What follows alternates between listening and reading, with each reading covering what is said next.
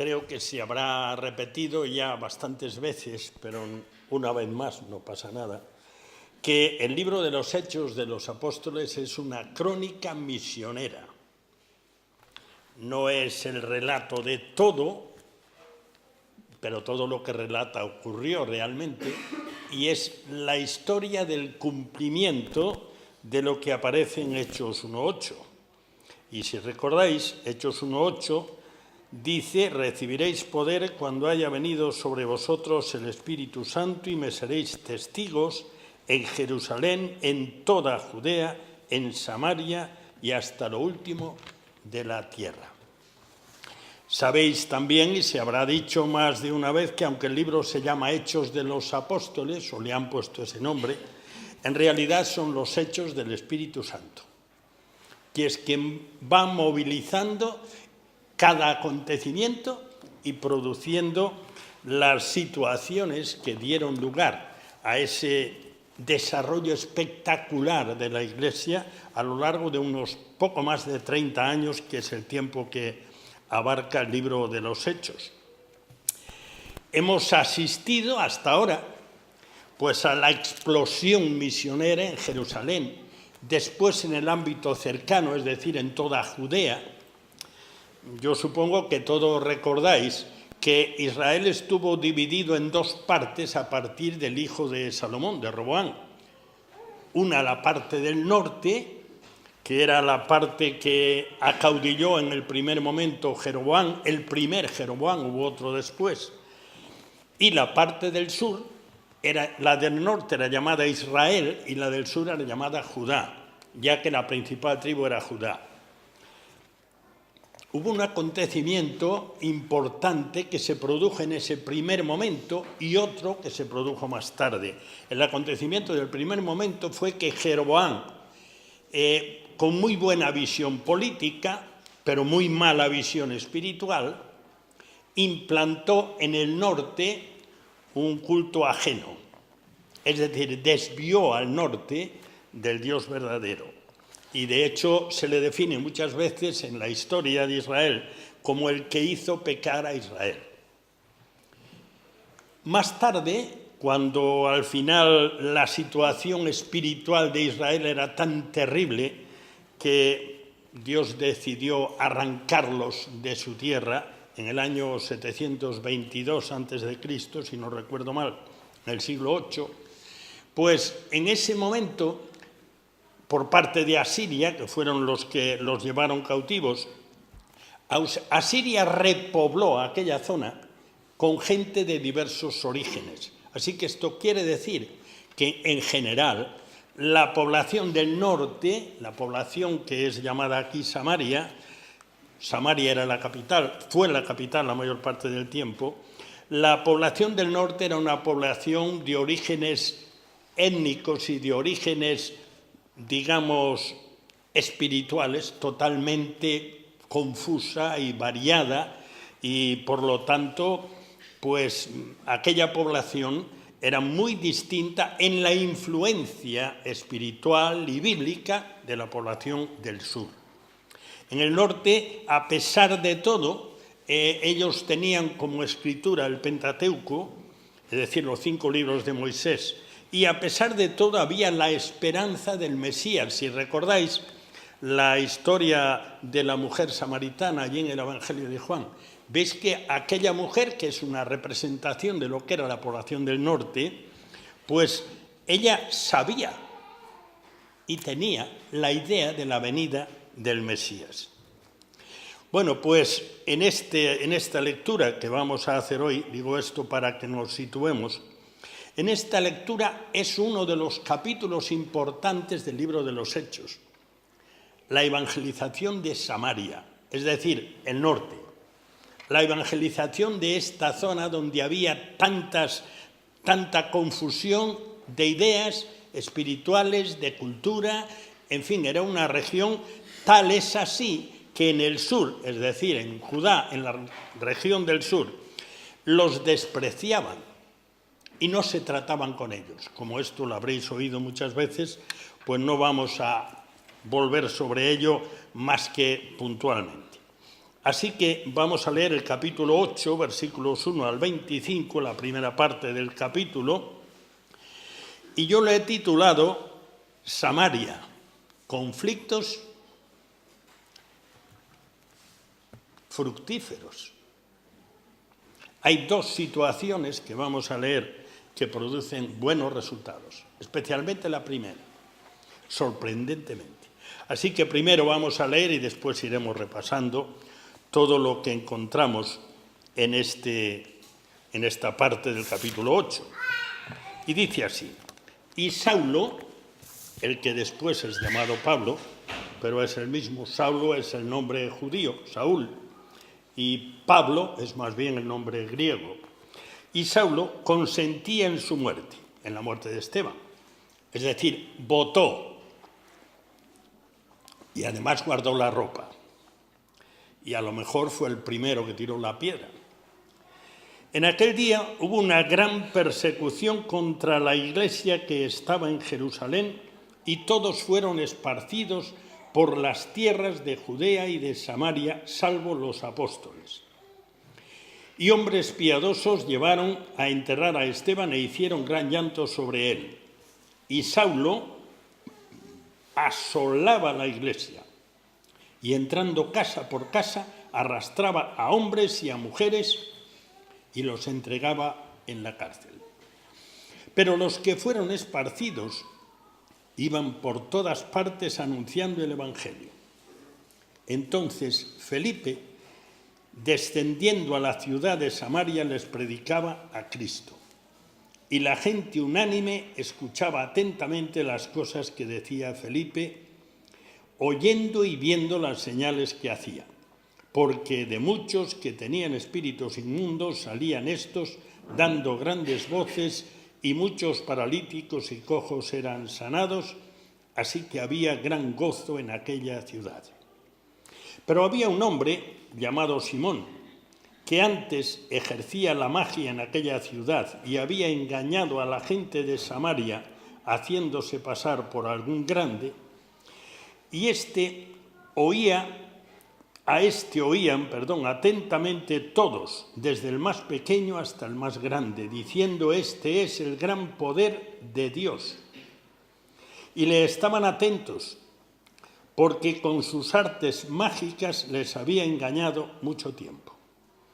Pero cuando creyeron a Felipe, que anunciaba el Evangelio del reino de Dios y el nombre de Jesucristo, se bautizaban hombres y mujeres. También creyó Simón mismo, y habiéndose bautizado, estaba siempre con Felipe y viendo las señales y grandes milagros que se hacían, estaba atento.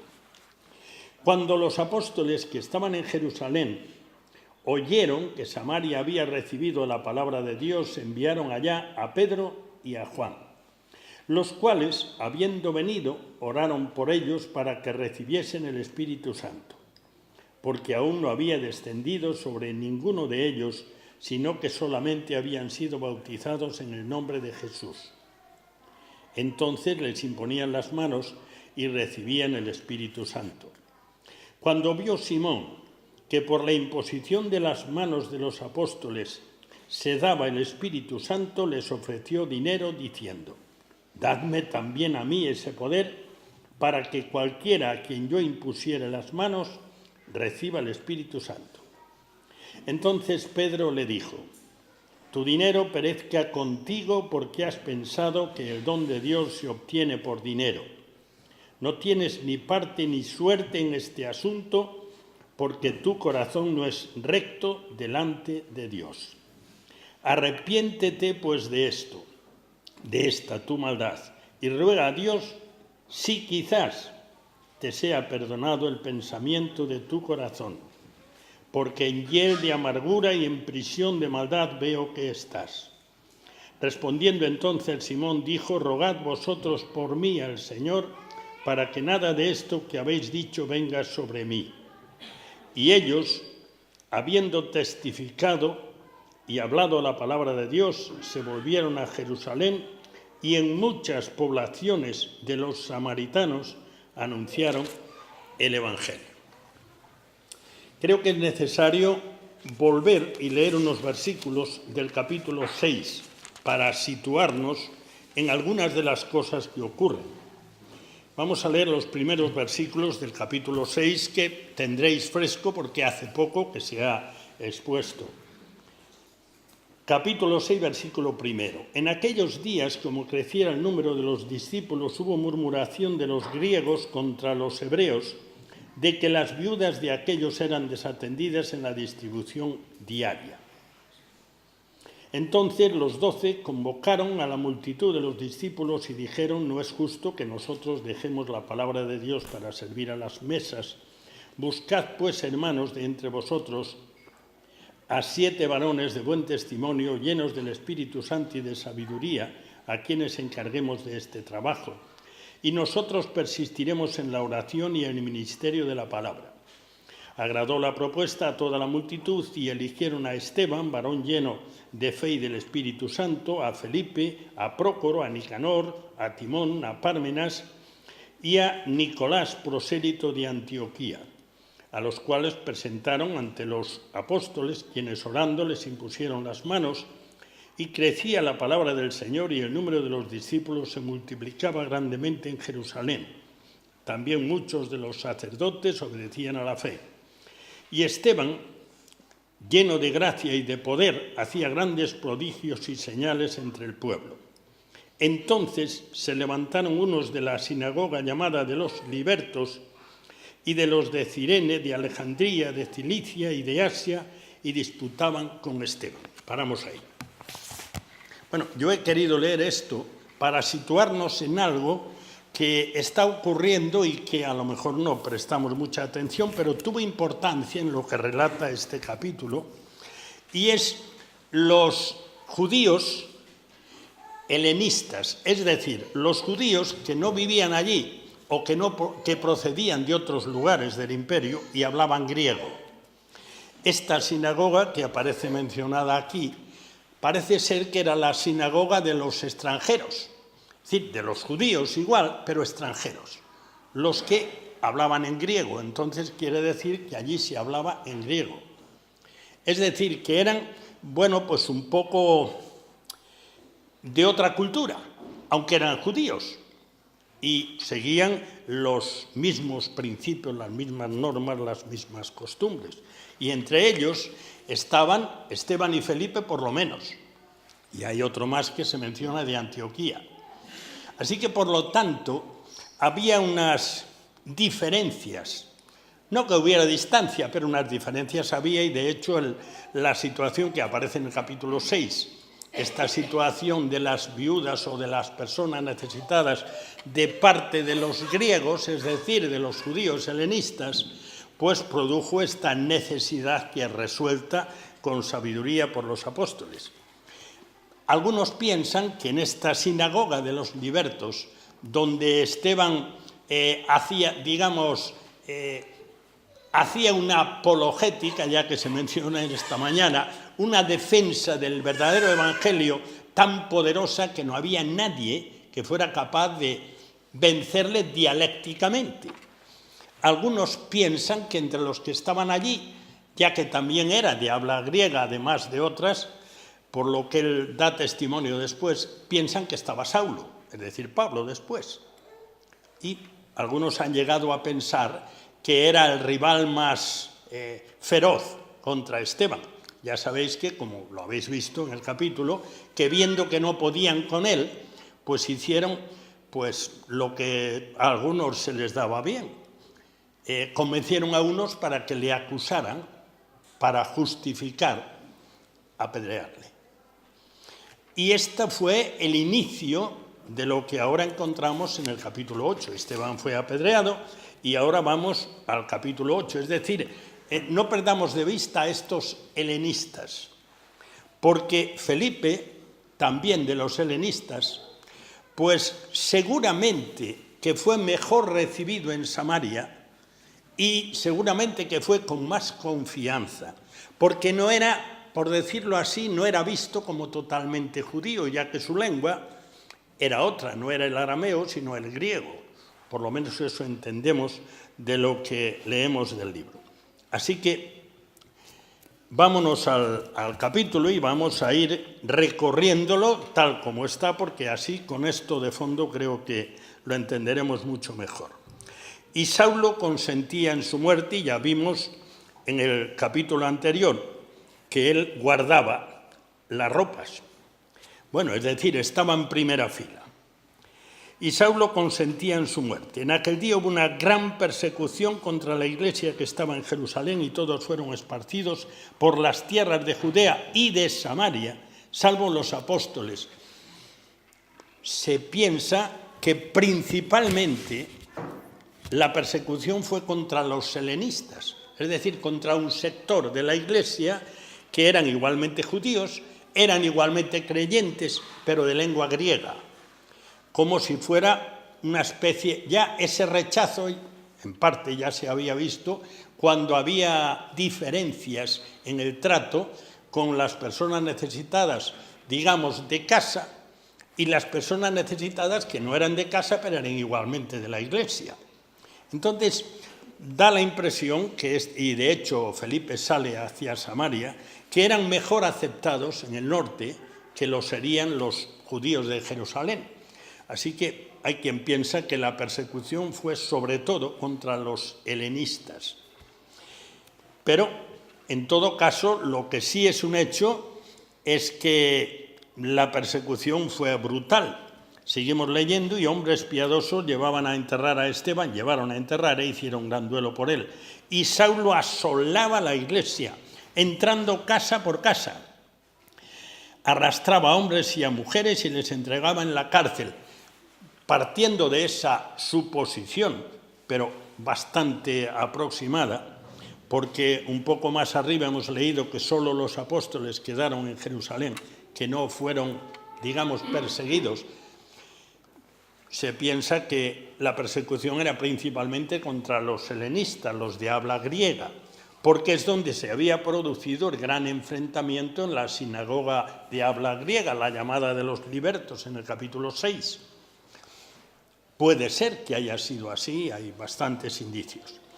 Pero en todo caso, lo que sí es un hecho es que Saulo, llamado Saulo aquí, pero es igual porque el nombre de Saulo era su nombre, era alguien muy, muy apasionado. Yo no sé si alguna vez os habéis fijado en la biografía de Pablo, en lo que se cuenta de Pablo. Era muy apasionado. Capítulo 22 del libro de los Hechos, versículos 3 y 4. Habla Pablo. Habla Pablo digamos, en un lugar elevado de la Torre Antonia, cerquita del templo, digamos que dando su testimonio delante del pueblo. Y dice: yo de cierto soy judío, nacido en Tarso de Cilicia, pero criado en esta ciudad, instruido a los pies de Gamaliel, estrictamente conforme a la ley de nuestros padres, celoso de Dios como hoy lo sois todos vosotros. Perseguía yo este camino, a la iglesia, hasta la muerte, prendiendo y entregando en cárceles a hombres y a mujeres. Sigue diciendo, pero nos basta con eso. Es decir, que él fue un perseguidor feroz, apasionado, si queréis, y convencido de que estaba haciendo lo que debía de hacer, porque algo muy grave estaba sucediendo, que estaba trastocando las columnas del judaísmo, anunciando que un judío, porque Jesús era judío de Belén, aunque se crió en Nazaret, que un judío que había muerto en la cruz, diciendo que había resucitado y que era el Mesías, eso no podían soportarlo. Así que él acaudilló la primera gran persecución, y tal como se describe aquí en el versículo 3, fue realmente una persecución brutal, sencillamente brutal. Así que yo dije al principio que el título de lo que estamos viendo hoy podría ser Samaria, conflictos fructíferos. El conflicto, una persecución brutal como no habían visto hasta ese momento. Antes habían llevado a Pedro y a Juan y habían ido contra ellos, había habido mucha tensión concilio había habido, digamos, una persecución de los líderes, pensando que si apagaban a los líderes se apagaba toda la Iglesia.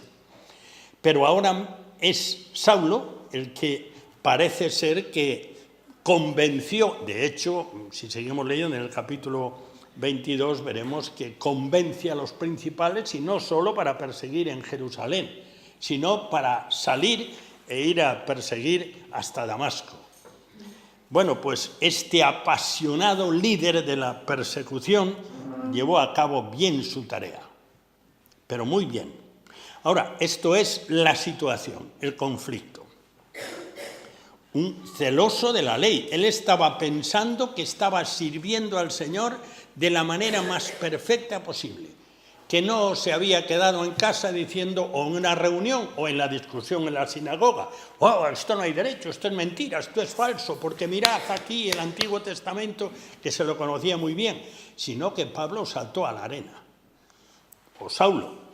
No se quedó diciendo, esto está muy mal, sino que se puso en marcha y digo, esto hay que atajarlo como sea, y fue el como sea a lo bestia. Bueno, seguimos. Versículo 4. Pero los que fueron esparcidos iban por todas partes anunciando el Evangelio. Esto aparece otra vez en el capítulo 11, cuando se refiere hasta el último de la tierra, la formación de la iglesia de Antioquía de Siria. Pero aquí, ¿veis la situación? Estaban todos allí en Jerusalén, se reunían, había un gozo maravilloso, se procuraba que hubiese, digamos, un equilibrio material y que los más necesitados recibiesen de los que tenían más.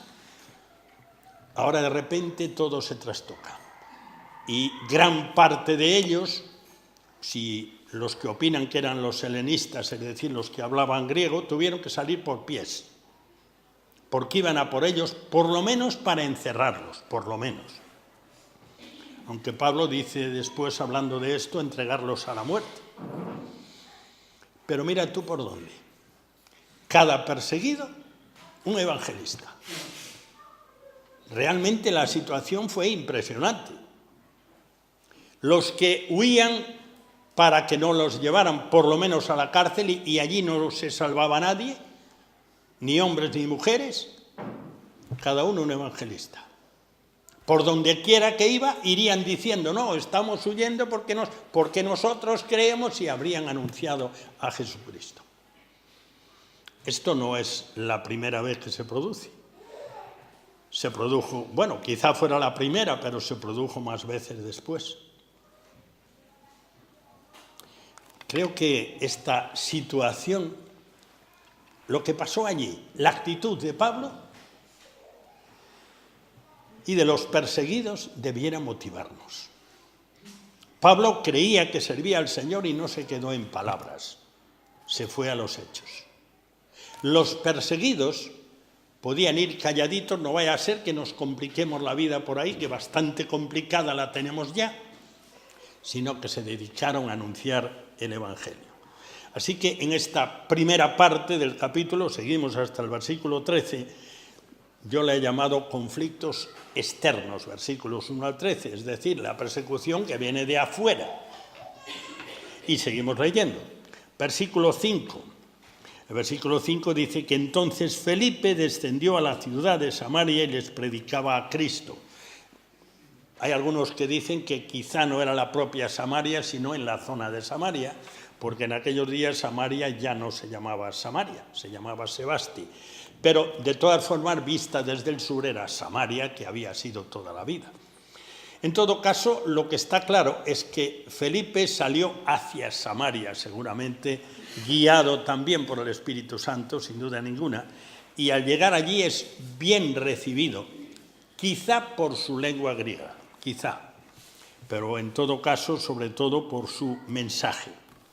Entonces, Felipe, versículos 6 al 8, digamos que lleva el Evangelio a la rechazada, a la ciudad rechazada, a la que los del sur no querían ni tratarse con ellos. Eran la escoria, con aquellos no querían tratar. Así que dice versículo 6, y la gente unánime, es decir, que fue un impacto su llegada, escuchaba atentamente las cosas que decía Felipe, oyendo y viendo las señales que hacía. Porque de muchos que tenían espíritus inmundos salían estos dando grandes voces y muchos paralíticos y cojos eran sanados, así que había gran gozo en aquella ciudad. ¿Os imagináis la escena? Evidentemente, Felipe llevaba consigo el poder del Espíritu Santo y aquí funciona, pues, digamos, con las señales que se manifestaron con los apóstoles. Pero qué impresionante, ¿os imagináis aquella ciudad o aquella zona más bien dejada de la mano, despreciada por los del sur y llega alguien del sur, aunque en otra lengua, no en el arameo que se hablaba, sino en griego, y llega allí y les anuncia a Jesús. Y no solo les anuncia a Jesús y su poder, sino que en torno a él, por medio de él, se manifiesta el poder sanador de Jesús, como las señales iniciales que abrieron las puertas de los corazones al Evangelio. Así que ahí tenéis una situación realmente impactante de conquista de una parte que el Señor había anunciado. En Jerusalén, en Judea, en toda Judea, en Samaria. La despreciada Samaria recibía el Evangelio. Seguimos leyendo, versículos 9 al 13.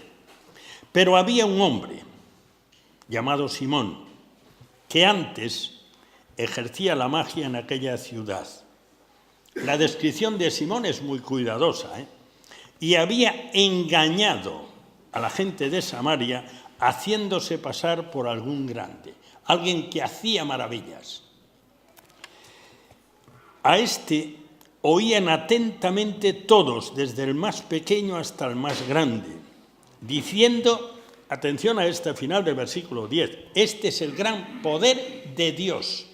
Ahora, si juntáis, había engañado del versículo 9 con el gran poder de Dios del versículo 10, veis que este se presentaba como un enviado de Dios que hacía maravillas, y eran maravillas engañosas, eran trucos de magia, en una palabra. Versículo 12. Pero cuando creyeron a Felipe, que anunciaba el Evangelio del reino de Dios y el nombre de Jesucristo, se bautizaban hombres y mujeres. Y también creyó Simón mismo, y habiéndose bautizado, estaba siempre con Felipe, y viendo las señales y grandes milagros que hacía, estaba atónito. No podemos pronunciarnos, como es natural, de cuál era la situación espiritual de Simón. Pero por lo que encontramos después, da la impresión que Simón realmente no se había convertido, sino que había sido convencido y había descubierto que el poder que a él se le atribuía, el gran poder de Dios, decían, él sabía que no era verdad, que eran trucos, pero la gente se quedaba asombrada, decían, esto es de Dios, porque es lo que él decía, es evidente, si no la gente no diría de Dios. Él se presentaba como un enviado de Dios que hacía maravillas, pero ahora descubrió que Felipe hacía maravillas verdaderas, que no eran trucos, pero mucho mayores. Así que el hombre estaba alucinado, diríamos hoy. Y estaba, pues, naturalmente, sin perder de vista a Felipe, yo diría que intentando aprender o averiguar de dónde venía aquello. Yo creo que por ahí van las cosas, porque no se despegaba de él, según leemos en el versículo 13. Así que pasaba por un convertido, y a lo mejor lo era, pero en él quedaba todavía mucho de la influencia que había tenido sobre sus paisanos. Así que entramos en la segunda parte del capítulo, versículos 14 al 25, y yo la llamo a esta segunda parte, tomando el texto, es decir, el título primero, conflictos fructíferos. El primero había sido un conflicto externo, la Iglesia había sido perseguida desde afuera, pero ahora hay un conflicto interno.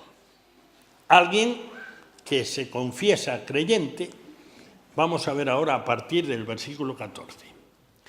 Cuando los apóstoles que estaban en Jerusalén oyeron que Samaria había recibido la palabra de Dios, enviaron allá a Pedro y a Juan. Bueno, en primer lugar, este versículo nos descubre algo que aparece después de nuevo cuando se trata de Antioquía y que en cierta manera, cuando aparece en el capítulo 10 el suceso de casa de Cornelio, pero hay una supervisión apostólica. Ahora, ¿os imagináis los apóstoles cuando supieron, oye, en Samaria la gente está creyendo a montones y la iglesia está implantándose en Samaria? No me digas, ¿en Samaria? Sí, en Samaria. Son las noticias que nos han llegado. Bueno, pues hay que ir allá a ver lo que pasa. Y en este caso, Pedro y Juan son delegados apostólicos que van, por decirlo así, a supervisar. No sea que sea algo parecido y que se esté produciendo una situación que hay que corregir. O que sea verdad y vamos allá y nos gozamos con ellos de que el Señor se está manifestando en la ciudad y en la región despreciada. Así que allá se van Pedro y Juan.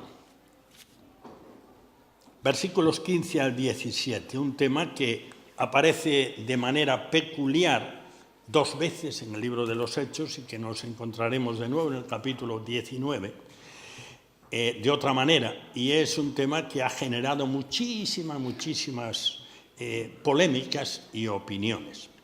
Versículos 15 al 17. Los cuales, Pedro y Juan, habiendo venido, fueron a ellos para que... Versículo 14. Bueno, enviaron allá a Pedro y a Juan, los cuales, Pedro y Juan, habiendo venido, oraron por ellos para que recibiesen el Espíritu Santo, porque aún no había descendido sobre ellos, sobre ninguno de ellos, sino que solamente habían sido bautizados en el nombre de Jesús. Entonces les imponían las manos y recibían el Espíritu Santo. Esto ha generado muchas cosas a lo largo de la historia. Entre otras cosas, ha generado ideas que no son del conjunto del Nuevo Testamento en relación con el Espíritu Santo. Así que vamos a ver algunos textos, a ver si podemos situarnos un poco en la polémica. Algunos, evidentemente, por lo que veremos después con la reacción de Simón, creían que los apóstoles tenían la facultad de poner las manos y transmitir el Espíritu Santo. En el capítulo 2, en el versículo 38, volvemos un poquito hacia atrás, capítulo 2, versículo 38, leemos, perdón, no es el capítulo 2, no es el versículo 38, capítulo 2, sí. Capítulo 2, versículo 2. Y de repente vino del cielo un estruendo, estaban como 120 juntos, orando, como un viento recio que corría, el cual llenó toda la casa donde estaban sentados, y les aparecieron lenguas de fuego, lenguas como de fuego, asentándose sobre cada uno de ellos, y fueron todos llenos del Espíritu Santo. Ahora, ese es el primer momento en que se manifiesta el Espíritu Santo. Es lo que se conoce como el Pentecostés, ya que era la festividad, y el descenso del Espíritu Santo. Ahora, capítulo 10, versículos 42 al 44, que en su momento se verán con detalle, pero sencillamente en relación a esto. Está Pedro predicando en casa de Cornelio. Es otro momento clave, pero ya se verá en su momento. Yo quiero fijarme solo en lo que tiene que ver con el Espíritu Santo. Y nos mandó, dice Pedro, que predicásemos al pueblo y testificásemos que Él, Jesús, es el que Dios ha puesto por juez de vivos y muertos. Un término muy parecido al que utiliza Pablo en Atenas. De este dan testimonio todos los profetas, que todos los que en Él creyeren recibirán perdón de pecados por su nombre. Mientras aún hablaba Pedro estas palabras, el Espíritu Santo cayó sobre todos los que oían el discurso. No hubo manos. Sencillamente, el Espíritu Santo se manifestó en los reunidos, o tal como interpretan después el propio Pedro, y después lo explica a los demás en Jerusalén, fueron llenos del Espíritu Santo, es decir, vino sobre ellos el Espíritu Santo, o si queréis, fueron ganados para Dios por el Espíritu Santo mientras escuchaban a Pedro. Y hubo una manifestación, hubo constancia de que habían sido invadidos por el Espíritu Santo. Ahora, fue un caso completamente distinto al caso de Samaria. Y hay otro suceso que aparece en el capítulo 19. Y aquí tiene otras características. Pero especialmente estos tres son peculiares en el libro de los Hechos, capítulo 19, y leemos los 7 versículos primeros. Aconteció que, entre tanto que Apolos estaba en Corinto, Pablo, después de recorrer las regiones superiores, vino a Éfeso, y hallando a ciertos discípulos les dijo: ¿recibisteis el Espíritu Santo cuando creísteis? Evidentemente hubo una conversación y Pablo llegó a esa conclusión. Y ellos le dijeron: ni siquiera hemos oído si hay Espíritu Santo. Entonces dijo: ¿en qué pues fuisteis bautizados? Ellos dijeron: en el bautismo de Juan. ¿Os acordáis que el bautismo de Juan era un bautismo de arrepentimiento, de reconocer que no vivían como debían y reconocían que debían de cambiar para esperar la venida del que bautizaría con el Espíritu Santo?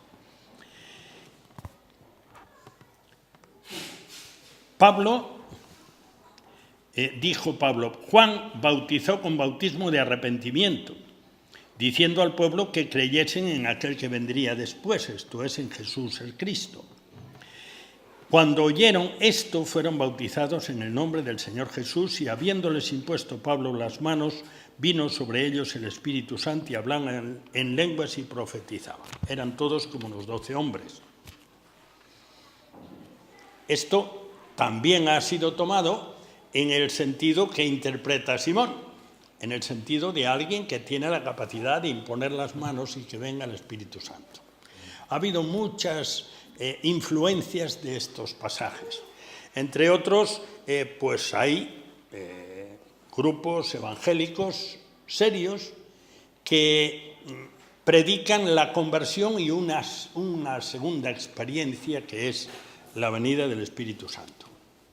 Así que, por lo menos, es bueno que tengamos una idea del asunto. Así que 1 Corintios, capítulo 12, versículo 13, es lo general, lo que Pablo menciona allí con respecto al Espíritu Santo. Capítulo 12, versículo 13 de 1 Corintios. Dice: porque por un solo Espíritu fuimos todos bautizados en un cuerpo, sean judíos o griegos, esclavos o libres, a todos se les dio a beber de un mismo Espíritu. Y en Efesios, capítulo 1, y versículo 31, leemos de la pluma de Pablo también, Efesios, pero me parece que no puede ser 31 porque Efesios no tiene 31 versículos. Y mi apuntamiento evidentemente no fue correcto. Bueno, para no andarlo buscando, dice algo muy parecido, pero mi boli me traicionó. No es culpa del boli, sino de mí. Bueno, en todo caso, creo que lo que podemos sacar en conclusión por lo que ocurre a continuación con Simón, creo que lo podemos sacar en conclusión en lo siguiente. Primero, a lo largo de todo el libro de los Hechos está clarísimo que el Espíritu Santo es soberano. Hace lo que quiere, con quien quiere y cuando quiere. Y que no hay en ningún hombre, sea quien sea, el poder de manejar al Espíritu Santo. El Espíritu Santo es soberano porque es Dios. Así que hay que andarse con prudencia con respecto a estas cosas. Sin embargo, Simón interpreta de otra manera, como lo han interpretado muchos a lo largo de la historia. Así que seguimos en el capítulo 8 y seguimos con la historia. Versículos 18 al 24. Cuando vio Simón, en principio el ex mago, que por la imposición de las manos de los apóstoles se daba el Espíritu Santo, y él ya había entendido que las maravillas que hacía Felipe eran por el Espíritu Santo, es evidente, les ofreció dinero, diciendo: dadme también a mí este poder, para que cualquiera a quien yo impusiere las manos reciba el Espíritu Santo. ¿Era este el Simón que se había convertido? Pues no lo sé, pero tengo mis dudas, pero no lo sé. La Escritura no se pronuncia, pero yo creo que era el Simón que era el mismo y que dijo: hombre, yo que he estado engañando a la gente con cosas mentirosas, con trucos de magia, buenísimos desde luego, la gente estaba toda alucinada con él, ahora puedo tener no trucos de magia, sino maravillas auténticas, y entonces sí que ya volveré a ser el grande con el auténtico poder de Dios. ¿Recordáis que decían: este es el gran poder de Dios con Simón? Respuesta de Pedro. Entonces Pedro le dijo: tu dinero perezca contigo, porque has pensado que el don de Dios se obtiene por dinero. No tienes ni parte ni suerte en este asunto, porque tu corazón es recto delante de Dios. Arrepiéntete pues de esta tu maldad y ruega a Dios si quizá te sea perdonado el pensamiento de tu corazón, porque en hiel de amargura y en prisión de maldad veo que estás. Respondiendo entonces Simón dijo: rogad vosotros por mí al Señor, para que nada de todo esto que habéis dicho venga sobre mí. Creo que esto no es la respuesta de un creyente, sino la respuesta de alguien que se ha dado cuenta que ha metido la pata muchísimo y que tiene en su contra el poder de Dios que él quería comprar. Pero a lo largo de la historia, la tentación del negocio, de una o de otra manera, ha estado presente en la Iglesia y ha surgido de dentro. Por eso yo decía que conflictos internos. Sin embargo, la reacción de Pedro, sus palabras totalmente correctas, dejaron claro que a Dios no se le puede manipular de ninguna manera y que el reino de Dios no es negocio, no es comida, ni bebida, ni dinero. El reino de Dios es el poder del Espíritu Santo, sí, pero según Él quiere, con toda la manifestación de su soberanía. Efectivamente, quizá el peor problema que tuvo la Iglesia siempre a lo largo de los siglos, y Pablo lo menciona cuando habla con los ancianos de Éfeso en el capítulo 20, fue los peligros que salían de dentro, los problemas que salían de dentro, las personas que querían aprovecharse de su capacidad de liderazgo. Esto ha pasado y sigue pasando y seguirá pasando. Así que tenemos que estar siempre vigilantes de quien quiere hacer de la predicación un negocio, del reino de Dios un medrar personal. Esto se ha producido, se produce y se producirá. En este caso sirvió para dejar claro que eso no era lo correcto y confirmar para los samaritanos a quien debían de temer y admirar las maravillas de Dios, las auténticas, hechas auténticamente por el auténtico Espíritu Santo. El Espíritu Santo no se puede manejar. Y creo que a veces hemos llegado a extremos como decir: ahora ya no pueden pasar esas cosas. El Espíritu Santo es soberano y poderoso, y lo que puede pasar no lo decidimos nosotros. No hay nuevo mensaje, no hay, como nos decían antes Esteban presentando, bueno, creo que era Ruth, presentando esas formaciones de apologética, de defensa del Evangelio. El Evangelio no ha cambiado. El Evangelio no cambia nunca. La forma de presentarlo, pues sí, porque los tiempos van cambiando y la cultura va cambiando. Y a veces hasta el lenguaje cambia y tenemos que asomarnos a la defensa del Evangelio de otra manera. Pero en todo caso, lo que no cambia nunca es la palabra de Dios. Y también eso se ha intentado cambiar y se seguirá haciendo muchas veces. Así que tengamos mucho respeto por la palabra de Dios, mucho respeto por la manifestación del Espíritu Santo y por lo que la Escritura enseña.